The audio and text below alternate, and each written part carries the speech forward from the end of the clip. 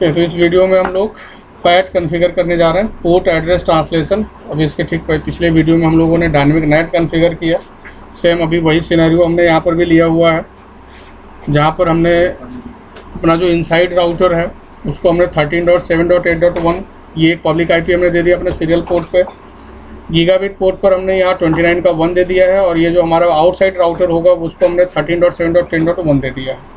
तो ये अभी हमने डिसाइड किया कि ये आईपी हमें देना है, हमें राउटर पे चल करके आईपी देना होगा हमें, ठीक है। और डिटेल्स जिसको देखना होगा तो एक बार पिछला वाला वीडियो भी देख लीजिएगा, तो उसमें डायनेमिक नेट कैसे कॉन्फ़िगर हुआ है वो आपको पता चल जाएगा। इसमें हम लोग एक्चुअली पैट कॉन्फ़िगर करेंगे, और जो डायनेमिक नेट कॉन्फ़िगर कर लेता है तो पैट भी आसानी से कर लेगा, क्योंकि कमांड सिर्फ एक जगह पे मॉडिफाई करना है, और वो ये है कि जो हम लोग पब्लिक आईपी का रेंज दे रहे थे डायनेमिक नेट में कि हमारे पास 1 से लेकर 5 तक आईपी है, यहाँ पर हम बोलेंगे कि हमारे पास एक ही आईपी है 1 से लेकर 1 तक, बस बाकी सब कुछ सेम रहेगा। बस हमें रेंज जो है पब्लिक आईपी का ये बोलना है कि हमारे पास एक ही आईपी है। कोई बात नहीं, करके देखते हैं।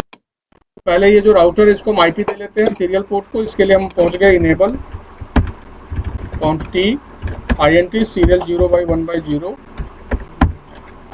IP add 13.7.10.1 space subnet mask भी रहेगा इसके आगे, और नो शटडाउन।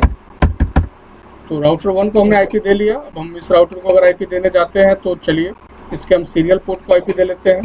इसके लिए पहले no enable quantity and int serial 0/1/0 और IP add 13.7.8.1 space subnet mask and no shutdown. Serial port को आईपी देने के बाद हम गीगाबिट पोर्ट को आईपी देने जा रहे हैं, तो INT G0/0/0 जिसको हम आईपी देंगे 192.168.29.1 space subnet mask and no shutdown. तो हमने सभी पोर्ट्स को आईपी दे लिया। अब हमें करना है नेट, मीन्स नेट ओवरलोड बोलते हैं या पैट बोलते हैं। पैट को हम लोग नेट ओवरलोड भी बुलाते हैं, ठीक है, हाँ नेट ओवरलोड, ठीक है। तो चलिए अब हम लोग कॉन्फ़िगर करते हैं। इसके लिए सबसे पहले हम लोग को बताना पड़ेगा कि हमारे पास प्राइवेट आईपी का रेंज कौन सा है। तो इसके लिए कमांड होता है एक्सेस लिस्ट। कोई भी नंबर यहाँ दे लीजिए, हमने 2 दे दिया, एक्सेस लिस्ट 2। और किस रेंज की प्राइवेट आईपी है, तो भाई 192.168.29.0 के रेंज की प्राइवेट आईपी है, जिसका वाइल्ड कार्ड मास्क ये है। कुछ गड़बड़ हो रहा है इसमें, एक्सेस लिस्ट, हाँ यहाँ पर हमें 2 के आगे परमिट भी लिखना है, एंटर, अभी सही है। एक्सेस लिस्ट 2 परमिट 29.0 का नेटवर्क जिसका वाइल्ड कार्ड मास्क ही है। तो हमने राउटर को बता दिया कि हमारे वहाँ प्राइवेट आईपी किस रेंज का चल रहा है, ठीक है। अब बताने कि हमारे पास पब्लिक आईपी कितनी है, तो उसके लिए कमांड होगा IP NAT पूल। पूल का कुछ भी नाम दे दीजिए, हमने दे दिया राज। और कितनी आईपी है हमारे पास, तो सिर्फ एक आईपी है, और वो आईपी कौन सी है, तो जो हमारे सीरियल पोर्ट को दिया हुआ है। इसके अलावा हमने कोई अलग से आईपी नहीं लिया हुआ है। हमारे सीरियल पोर्ट की आईपी क्या है, 13.7.8.1 से लेकर कितनी आईपी हमारे पास, 13.7.8.1 तक। चूंकि रेंज के फॉर्मेट में हमें देना है तो हम बोलेंगे 1 से 1 तक आईपी है, मतलब एक ही आईपी है।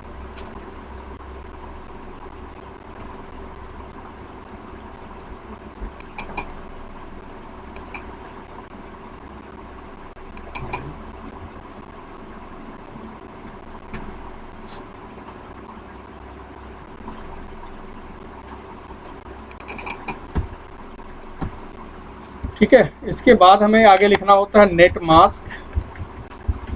उसी के आगे, उसी कमांड में अभी पब्लिक आईपी देने के बाद आगे लिखते हैं नेट मास्क, और फिर उसका जो नेट मास्क होता है वो दिया जाता है,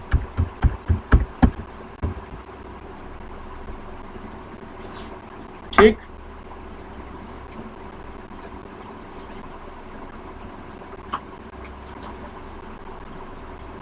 तो हमने पूल भी बना लिया कि किस रेंज की पब्लिक आईपी हमारे पास है। हमने एक्सेस लिस्ट भी बना लिया कि हमारे पास प्राइवेट आईपी कौन सा है।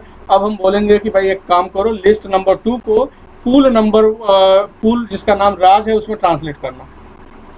तो कमांड होगा IP NAT inside source list, list का नंबर कितना है 2 है, तो ट्रांसलेट किस में करना है, पूल जिसका नाम क्या है राज, और इसके आगे यहाँ पर हमें लिखना होता है ओवरलोड।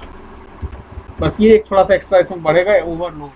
सर इसमें जो लिस्ट 2 है जी वो ये लिस्ट नंबर कन्वर्ट 2 होगा है।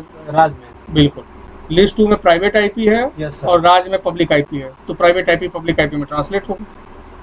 इनसाइड शेयर्स लिस्ट 2 नहीं पैड नहीं लिखना पड़ेगा, कमांड में है ये, क्योंकि हमें क्या करना है एक ही पब्लिक आईपी में सबको ट्रांसलेट करवाना है। ओवरलोड का मतलब बहुत ज़्यादा लोड, सारे प्राइवेट आईपी एक ही पब्लिक में ट्रांसलेट हो रहे हैं। हाँ ठीक है, तो ये हो गया कॉन्फ़िगरेशन। अब इसके बाद हमें और क्या करना पड़ेगा, वही जो अपने सीरियल पोर्ट पे जाके आउटसाइड और गीगाबिट पोर्ट पर इनसाइड कमांड चलेगा, जो अभी आप लोग पिछले वीडियो में चलाए हैं। एक बार हम फिर से चला देते हैं। INT क्यों इतना भी नहीं आता है, अभी थोड़ी देर पहले तो चलाए हो। IP नेट इनसाइड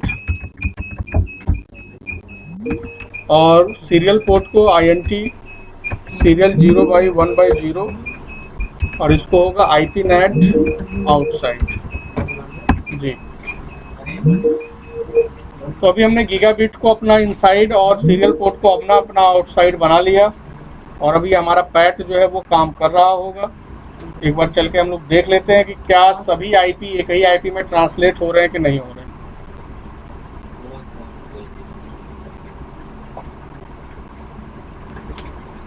तो कुछ पैकेट्स आप अपने ISP को या जो आउटसाइड राउटर है उसको सेंड कर लेंगे, पिंग करा लेंगे इनसे, और पिंग कराने के बाद अगर आपको चेक करना हो कि ट्रांसलेशन हो रहा है कि नहीं हो रहा है, तो अपने राउटर पे जाइए, प्रिविलेज मोड पर, और कमांड लिखे शो IP नेट ट्रांसलेशन।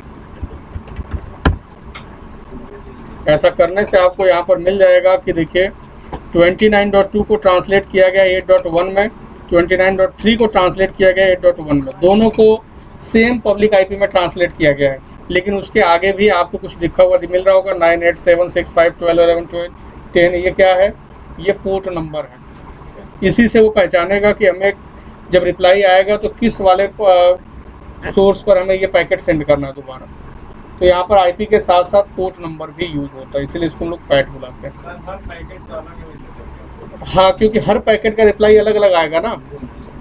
हो सकता है कि मैं एक ही सर्वर से 4 डेटा ले रहे हो, तो चारों डेटा में अलग अलग चाहिए ना, तो हर पैकेट का भी पोर्ट नंबर अलग अलग रहेगा। तो इस तरीके से हम लोगों ने पैट कॉन्फ़िगर किया।